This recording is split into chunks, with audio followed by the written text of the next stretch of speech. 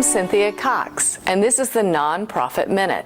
Today, we want to talk about general rules surrounding contribution statements. First, I want to tell you a myth about contribution statements. And the myth is that the IRS requires the organization to file this donation statement and give it to the donor. That's not true. The donor is going to require the organization to provide them with a contribution statement because without it, they can't claim that deduction on their 1040. All right, so you're going to go ahead and prepare those contribution statements because you really want to honor your donor and the donation that they give you. So first, you put the date on that donation letter, the date that it's prepared. And you need the name of the donor. You need the date of the donation, and you need the amount of the donation. A couple more things to remember is that if your donation is over $250, so one donation over $250, make sure you list that individually.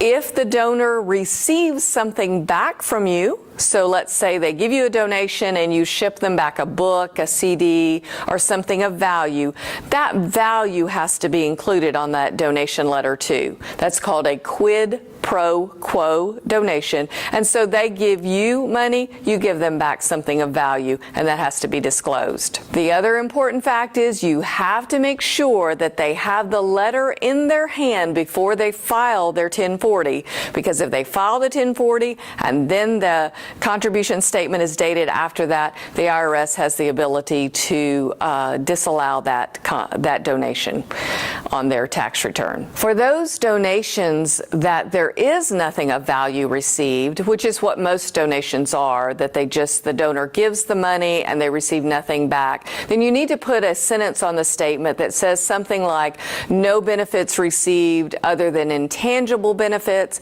or for maybe a church, no benefits received other than intangible religious benefits, and then that fulfills the IRS requirements. Although the IRS does not require the organization to provide a contribution statement, if the donor is to take it on their tax return, he must have that statement in hand, that written documentation in hand and dated prior to the date that he files his tax return, or the donation can be disallowed.